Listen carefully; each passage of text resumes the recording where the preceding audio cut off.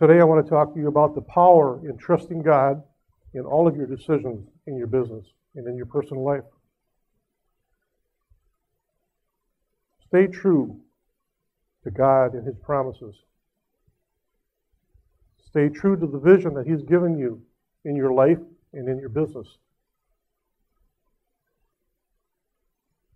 Stay true to the destiny that He's put inside of you.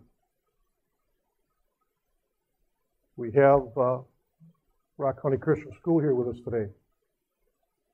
They know that the children that are in their hands have a destiny that God has put in them, and they have the responsibility of help those kids to realize that destiny and realize who the special people that they are, that God has created them to be, and the seeds that God has put into them to become all that He wants them to be. That's another battlefield that you can give into.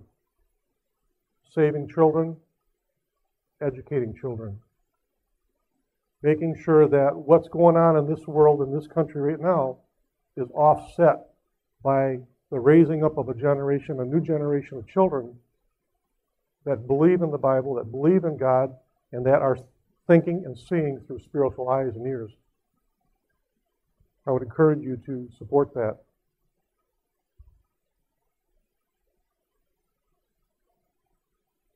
After Moses died, the Hebrew children of Israel were moaning and groaning and in mourning for day after day and week after week. And finally, after about 30 days of mourning, God got tired of it, and He told Joshua, He says, "Get up. Moses is dead. Get up and lead these people across the Jordan into the promised land that I promised you, that I've given you." And so Joshua led the children of Israel across the Jordan and into the promised land.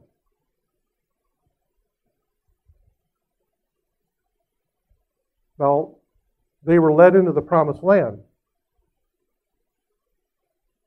but it wasn't without cost that they would take this promised land. 10 cities were put in front of them, Jericho being the first one. 10 cities had to be conquered before they could bring out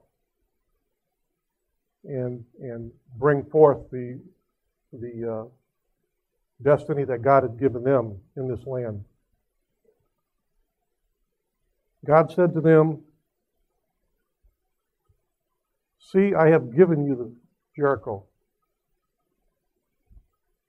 I have delivered it into your hands. See, I have given you Jericho.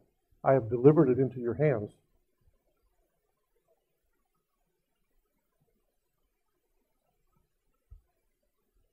Now, Jericho was to be given to God. Everything in Jericho was to be given to Him. Nothing was to be taken by the children of Israel. In Joshua 6:17, it says, "The city and all in it are to be delivered to the Lord." Now, being that there's 10 cities, and Jericho being the first city, is a representation of the first fruits and the tithe. Okay?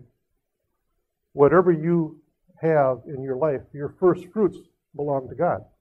Everything you have belongs to God anyway, but He lets you manage it, and all He asks you back for is 10%, the tithe.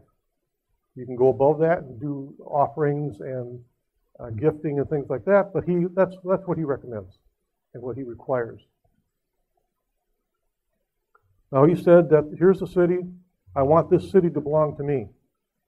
I have already delivered it into your hands, and they haven't even started attacking it yet. But God told them how to conquer the city. It took 7 days.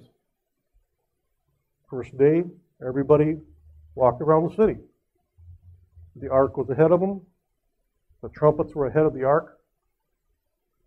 The guards were ahead of the trumpets, and they walked around the city one time with the trumpets blowing. That went on for 6 days, one time each day. Walk around. But God said on the seventh day, I want you to walk around like that, but do it 7 times. And on the 7th time, blow the trumpets, and everybody in the nation of Israel shout with a loud voice, and I will deliver the city to you. And when they did that, we all know the walls came tumbling down. The song said that. Now, I read that over in the different interpretations of the Bible, from King James to Amplified to New International Version. You get some different pictures on how those walls came down. Some say they tumbled down, some say they were pushed down, whatever. God did it. Doesn't matter how they came down, whether they were pushed down, blown up, or whatever, or the wind blew them down. They came down, God took them down. And the children of Israel proceeded through the tumbled down walls. Now, everything in the city is to be given to God. Nobody, no living thing in the city is to live, except Rahab, the prostitute, that streetwalker, and anybody else who belonged to her family. She might have had some servants and slaves, whatever, but she had helped the spies, if you remember in the story. And so for that, she was spared.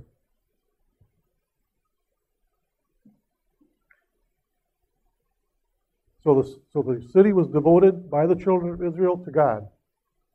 They killed every living thing, man, woman, child, cat, dog, sheep, goats, whatever. Everything was killed by the order of God.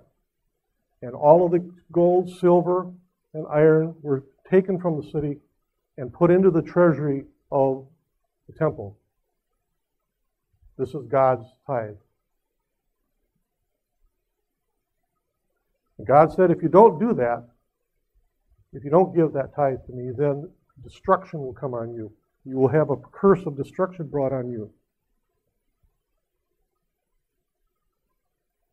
So they burned the city. I look at that as a sacrifice on the altar of burning. They took the gold and the silver and the iron, put it into the treasuries, and the children of Israel did what God told them to do. Except for Achan. There's always got to be one in your midst who ruins it for you. You've got to be watchful of these people. Achan, he took a little bit of the silver, he took a wedge of gold, and there was a really nice linen from Babylonia that he liked. And so he took that, and he hid it in his tent underneath some other stuff.